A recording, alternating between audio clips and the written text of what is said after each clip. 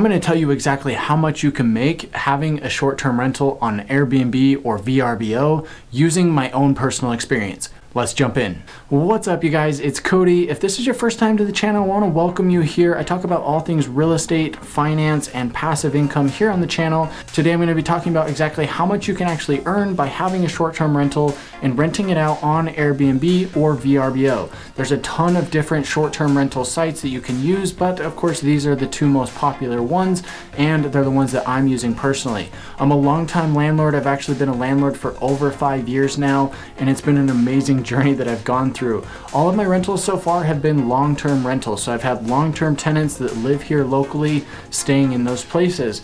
However, we just acquired a new place that is absolutely perfect for hosting on Airbnb. We're close to the ski resorts here locally in Salt Lake City, and it's a great unit. It's just been remodeled and it's super nice. So it's a great fit for doing this. So that's what we decided to do. We got it furnished and we posted it up on Airbnb and VRBO as a short-term rental. So we've been up for about a week now and we've already booked out for 2 entire months. In fact, we've got our very first stay going on right now. They're gonna be here for about 2 more days, and we just received our very first payout from Airbnb. So I'm gonna break down exactly what I received, how much you can receive for a similar place, and just kind of what to expect when it comes to doing this and renting out a space as a short-term rental. When we first posted this up as a short-term rental, I actually expected that we'd get a lot of people who were coming either to ski or to visit family. Those are probably the 2 different things that I thought we'd get the most bookings for, but in fact, we've actually had the most bookings from people who are coming here for work trips. So you can tell that there's a demand for a bigger place for multiple people to stay that's still gonna be cheaper than a hotel or other short-term rental options. I'm fortunate enough that we've got a place that's 3 bedrooms, 1 bath, and it's about 1,800 square feet. So there's plenty of room to spread out and have your own private space during your stay. I'm absolutely amazed that we've only been listed for a week, maybe 10 days at this point, and we're already booked up for most of January and almost the entire month of February. In fact, January, we're sitting at about 65% occupancy, so we do have a couple of days in there where people could come and stay.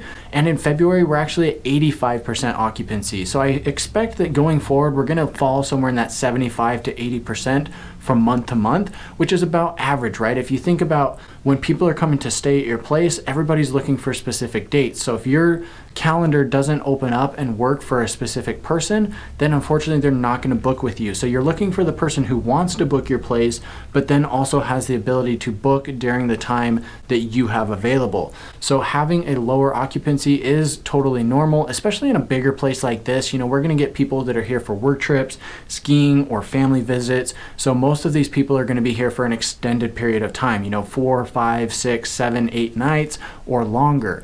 It's going to be pretty rare, from what I've seen so far anyway, that we're going to get people who are coming for just 1 night or maybe 2 nights. So based on that, the occupancy is looking really, really good. I'm super excited about the opportunity that's here. So let's break down exactly how much I got paid, what we're charging per night, what the fees are, and what you can expect if you're looking to do the same. So I'm absolutely amazed at how easy it was to get up and get going with this reservation. We posted it and we actually got a request the night before that they wanted to check in, asking if we could get them in for 7 nights. We said, yes, let's do this, and they booked up right away. Now, the cool thing about short-term rentals is that you can offer discounts when people stay for at least a week or a month. You can do this, it's totally optional, you don't have to, but because we were just getting started, we said, hey, we're gonna lower the nightly price and we're gonna give a discount if somebody books for a longer period of time so that we can just maximize how long they're there and we don't have to clean and turn over the unit as often. So for the 7 nights that they're staying, we got a total accommodation price of $415.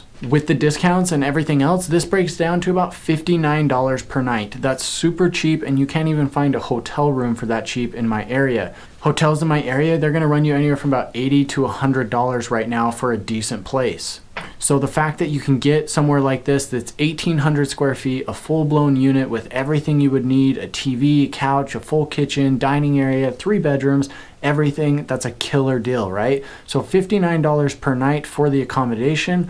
We charged a $50 cleaning fee, which brought it up to $465.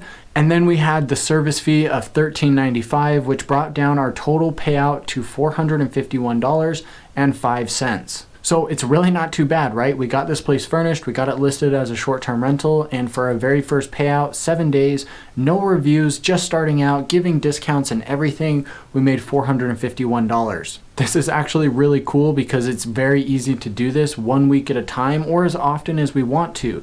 We're trying to maximize how much income we're getting right now, so we've opened up almost the entire month to be able to rent like this. And you can see that if we did this just 3 or maybe 4 weeks out of the month, you could easily make over $1,000.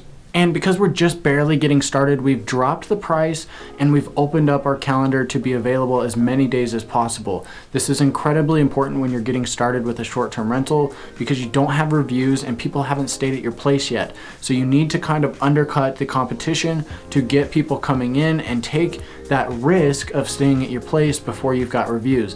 You know, going off of reviews when it comes to these places is a huge thing. That's what most people rely on, and they want to see that you're a good host, and they want to see that the photos and the description that you provided for the property are a good representation of how the house or place actually is. So for these very first 2 months, we've booked out at anywhere from about $70 to $100 per night. Now, Airbnb has a really cool feature called Smart Pricing, which adjusts your nightly rate based on how many views you're getting, how many bookings you've got, what your calendar looks like, and it will adjust it automatically. So this is a really good thing because it gives you the flexibility to charge more as your calendar fills up. So for those first 2 months, we're booked out anywhere from $70 to $100 per night. Now that we've got those bookings and we're gonna get some reviews over the next couple of weeks, we've upped our nightly price to $125, and it's even a little bit higher on the weekends. We also upped our cleaning fee to $65. It's a big place and it's gonna take a little bit more to get that place clean, especially when you've got to turn over 3 beds, a full kitchen, a full living room, dining area, everything. You've got to clean it up and it's gonna take some time. So we decided to up our cleaning fee a little bit to help offset that cost that we're gonna have. The cool thing that you can already see is that once we get these reviews going, if we had the same exact booking that we've already got, we could get up to $875 for a 1 week stay. Then add on the cleaning fee, that brings us up to $940 for the gross earnings for that 1 week. And then of course you're gonna have a service fee and some taxes that you do have to pay on that, but the amount of income that you can actually earn from this is crazy. Like I said earlier, we figure that we can keep our place at about 75 to 80% occupancy from month to month, and the prices are gonna fluctuate, right? We're in the middle of winter right now, so skiing's a huge driver for us as far as people coming in. Our prices will probably drop in the summer, which is okay because in the winter, we're gonna be so busy and so booked up. I cannot wait for next year to see what it looks like. We figure that if we're at 80% occupancy and we're charging $125 a night, we can earn up to $3,000 a month for renting out this space. The cool thing about that is that's way more than enough to cover the mortgage so that we can live for free. It doesn't get much better than that, guys. If you're not doing short-term rental, I highly recommend you look into doing it. There's a lot of different ways to do this, whether it's renting out a single bedroom in your house, renting out the basement, buying a duplex and renting it, going and talking to landlords who are renting their place to a long-term tenant. You can rent that from the landlord and then turn around and host it on Airbnb and VRBO as a short-term rental and collect on the difference. There's a lot of different ways to do this. I'm gonna post some video links right up here so that you can take a look at some of the other videos that I've posted about Airbnb here on the channel. I'd highly recommend you go check them out. They're really helpful if you wanna do this. Like I said, making up to $3,000 per month in the winter is gonna be way more than enough to cover a mortgage. In the summer, it'll probably drop to about $1,500 to $2,000, which I'm totally okay with. I'm not gonna complain about that type of income. And I figure that it could even get better the more reviews we get and the more stays that we have. I did some research on some different websites that track the statistics of how these short-term rentals are performing in your market, and I found that actually most 3-bedroom places in my area are renting anywhere from about $150 to $170 per night during the winter. So it could even go higher just depending on how many reviews I can get and what kind of traction I can get during those months. So I hope you're picking up on what I'm putting down here. The money that you can make on a short-term rental is absolutely insane. I know guys that are renting out a single bedroom in their house or even multiple bedrooms in their house and making up to $1,200 per month on each individual bedroom. So this is a great option if you're just looking for a little bit of extra income and you're willing to share a space with somebody who's just traveling. This works great in beach areas, in mountain areas, hiking areas, just about anywhere, even working areas where you know, if you have a lot of expos or anything, this can be great because you get people coming in for conferences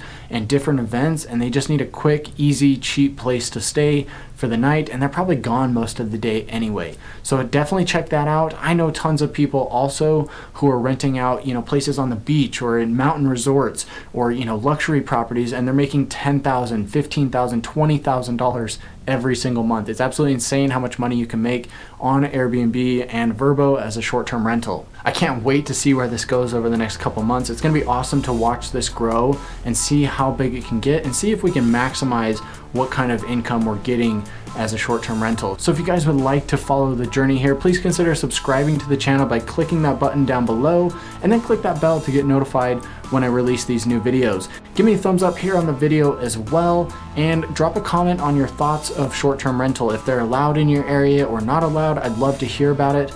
Last but not least, follow me on Instagram at UtahRealEstate_. I try to post there often, and I'd love to see you over there as well. Until next time.